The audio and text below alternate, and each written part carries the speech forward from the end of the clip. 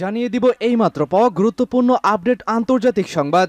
গাজার প্রতি সংহতি ইসরায়েলের গুরুত্বপূর্ণ বিমান ঘাঁটিতে ইরাকি যোদ্ধাদের একের পর এক ড্রোন হামলা মুহূর্তেই তছনছ হয়ে গেছে ইহুদিদের এই গুরুত্বপূর্ণ সামরিক ঘাঁটি।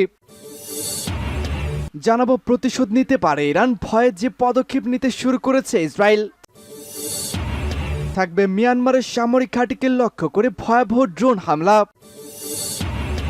জানাবো আবারও নির্লজ্জ কাজ করতে চলেছে বাইডেন প্রশাসন, ফিলিস্তিনের নতুন উদ্বেগ, জাতিসংঘের পূর্ণ সদস্যপদ পাওয়ার প্রচেষ্টায় বাধা দিতে পারে আমেরিকা। সর্বশেষ জানিয়ে দিব ইরানের সন্ত্রাসী হামলায় ৩ নিরাপত্তা কর্মী নিহত, রাষ্ট্রীয় গণমাধ্যমের প্রতিবেদন। দর্শক শুনছিলেন সংবাদ শিরোনাম, এবারে থাকছে বিস্তারিত। তবে আজকের সংবাদের গুরুত্বপূর্ণ শিরোনামটি হচ্ছে ফিলিস্তিনকে একটি স্বাধীন রাষ্ট্র হিসাবে স্বীকৃতি দিতে সম্মত হয়েছে ইউরোপের বেশ কয়েকটি দেশ, কিন্তু বরাবরের মতোই আমেরিকা আবারও সেই আগুনে ঘি ঢালতে চলেছে। ফিলিস্তিনকে একটি স্বাধীন রাষ্ট্র হিসাবে স্বীকৃতি দিতে যখন জাতিসংঘে একটি প্রস্তাবের কথা উঠতে চলেছে, এবারও নাকি আমেরিকা সেখানে ভেটো দিতে পারে বলে মনে করছেন বিশ্লেষকেরা। দর্শক, মার্কিন প্রেসিডেন্ট জো বাইডেন তিনি কখনোই মুসলিমদের সমর্থন করবে না, বরং তিনি যেটা করছে সেটা সম্পূর্ণভাবে নিজেকে ক্ষমতায় রাখার জন্য, নিজের ক্ষমতার মসনদকে টিকিয়ে রাখতে সামান্য সহানুভূতি প্রকাশ করেছে। দর্শক, আমেরিকার এই নির্লজ্জ পদক্ষেপের ব্যাপারে আপনার কি মন্তব্য সেটি কমেন্ট বক্সে লিখে জানান। সংবাদটি আপনার বন্ধুদের মাঝে শেয়ার করে দিয়ে তাদেরকে সত্য জানার সুযোগ করে দিন। আমাদের চ্যানেলটি সাবস্ক্রাইব করুন এবং পরবর্তী আপডেট সবার আগে পেতে সাথেই জুড়ে থাকুন। গাজার প্রতি সংহতি ইসরায়েলের গুরুত্বপূর্ণ বিমান ঘাঁটিতে ইরাকি প্রতিরোধ যোদ্ধাদের একের পর এক ড্রোন হামলা। ইহুদিবাদী ইসরায়েলের গুরুত্বপূর্ণ একটি বিমান ঘাঁটি এবং ইসরায়েলের মধ্যাঞ্চলীয় আশদোদ শহরে হামলা চালিয়েছে ইরাকের ইসলামী প্রতিরোধ যোদ্ধারা। অবরুদ্ধ গাজা উপত্যকায় ফিলিস্তিনি জনগণের উপর দখলদার সন্ত্রাসী বাহিনী যে বর্বর আগ্রাসন ও গণহত্যা চালিয়ে আসছে তার প্রতিবাদে এই হামলা চালিয়েছে ইরাকি প্রতিরোধ যোদ্ধারা। গতকাল ইরাকের ইসলামী প্রতিরোধকামী সংগঠনগুলো এক বিবৃতিতে জানিয়েছে ইসরায়েলের একেবারে উত্তরে অবস্থিত রামাত ডেভিড বিমান ঘাঁটিতে তারা গতকাল ড্রোন দিয়ে প্রথমবার হামলা চালায়। এই বিমান ঘাঁটিতে ইসরায়েলের যৌথ বিমান এবং গানশিপ রাখা হয়েছিল। বিবৃতিতে তারা আরও বলেছে, ফিলিস্তিনের নারী, শিশু ও বৃদ্ধ জনগণের বিরুদ্ধে ইহুদিবাদী ইসরায়েল যে গণহত্যা চালিয়ে আসছে তার প্রতিবাদে এই হামলাটি চালানো হয়েছে। এদিকে ইরাকি প্রতিরোধ যোদ্ধারা গতকাল দ্বিতীয়বার হামলা চালায় ইসরায়েলের আশদোদ শহরে। সেখানকার গুরুত্বপূর্ণ একটি টার্গেটে হামলা চালানোর জন্য ইরাকের প্রতিরোধ যোদ্ধারা ড্রোন ব্যবহার করেছিল। গত 7 অক্টোবর থেকে ইহুদিবাদী ইসরায়েল গাজা উপত্যকার বিরুদ্ধে বর্বর আগ্রাসন ও গণহত্যা চালিয়ে আসছে। ইসরায়েলি আগ্রাসনে এ পর্যন্ত 33,000-এরও বেশি ফিলিস্তিনি শহীদ হয়েছেন, যার মধ্যে বেশিরভাগই নারী ও শিশু। প্রতিশোধ নিতে পারে ইরান, ভয়ে যে পদক্ষেপ নিচ্ছে ইসরায়েল। সিরিয়ায় ইরানের কনসুলেটে হামলার কঠোর জবাব দেওয়ার অঙ্গীকার করেছে তেহরান। এমন আশঙ্কায় ইসরায়েলের বিমান প্রতিরক্ষা ব্যবস্থা জোরদার করেছে। বুধবার ইসরায়েলি প্রতিরক্ষা বাহিনী আইডিএফ জানিয়েছে তারা সতর্কতার অংশ হিসাবে রিজার্ভ ফোর্স তলব করেছে।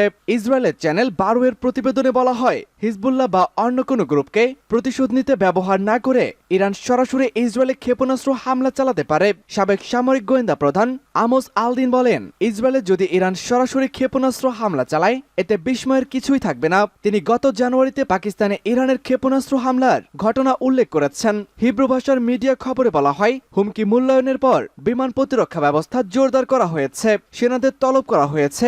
ঘটনার সঙ্গে পরিচিত একজন পরিচয় প্রকাশ না করা শর্তে বলেন, সার্বত্রিক যুদ্ধ না করেই কিভাবে জবাব দেওয়া যায় তা নিয়ে ভাবছে ইরান। তারা এমন কিছু করতে চায় যাতে করে জবাব দেওয়া যায়, আবার উত্তেজনাও না বাড়ে।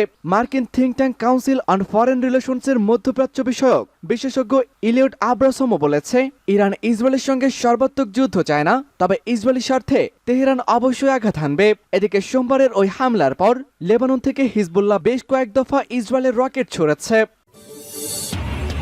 মিয়ানমারের সামরিক ঘাঁটিতে ভয়াবহ ড্রোন হামলা। মিয়ানমারের রাজধানী নেপিদোর একটি সামরিক জান্তা ঘাঁটিতে বিদ্রোহীরা ড্রোন হামলা চালিয়েছে বলে খবর পাওয়া গেছে। বৃহস্পতিবার এই হামলাটি চালানো হয়। ব্রিটিশ বার্তা সংস্থা রয়টার্স এই খবর নিশ্চিত করেছে। তবে এই হামলায় কোনো হতাহত বা ক্ষয়ক্ষতির কোনো তথ্য পাওয়া যায়নি। 2021 সালে অভ্যুত্থানের মধ্যে দিয়ে মিয়ানমারের ক্ষমতায় আসে সামরিক সরকার। তখন সামরিক প্রশাসনকে দুর্বল করার জন্য দ্য ন্যাশনাল ইউনিট গভর্নমেন্ট নামে জান্তা বিরোধী গোষ্ঠীগুলোর একটি জোট গঠিত হয়। বৃহস্পতিবারের হামলার বিষয়টি নিশ্চিত করেছে এনইজি। তবে হামলায় কি ধরনের ড্রোন ব্যবহার করা হয়েছে কিংবা কথিত এই হামলার বিষয়ে বিস্তারিত কোনো তথ্য জানায়নি জোটটি। নেপিদোতে এনআইজি এর সহযোগী সশস্ত্র প্রতিরোধ প্রতিরোধ আন্দোলন পিপলস ডিফেন্স ফোর্সের একজন মুখপাত্র বলেছেন, এনএইজির প্রতিরক্ষা মন্ত্রণালয়ের নির্দেশে এই হামলাটি চালানো হয়েছে, তবে তিনিও এ বিষয়ে বিস্তারিত কিছুই জানায়নি।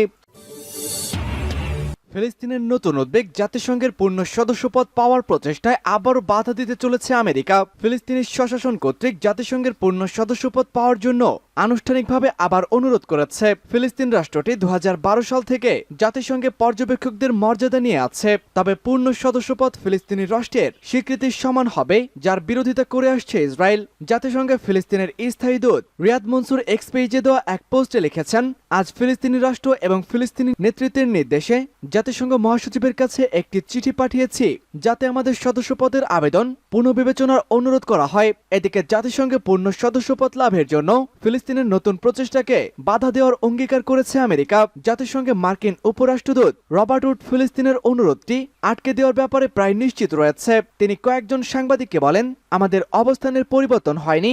অন্তত 140টি দেশ ফিলিস্তিন রাষ্ট্রকে স্বীকৃতি দিয়েছে। তারা জাতিসংঘের 22 জাতির আরব লীগ, 57টি ওআইসি এবং 120 সদস্যের জোট নিরপেক্ষ আন্দোলনের সদস্য। ইরানের সন্ত্রাসী হামলায় 3 নিরাপত্তা কর্মী নিহত, রাষ্ট্রীয় গণমাধ্যমের প্রতিবেদন। ইরানের সন্ত্রাসী হামলায় পুলিশ স্টেশনের ডেপুটি সহ 3 নিরাপত্তা কর্মী নিহত হয়েছেন।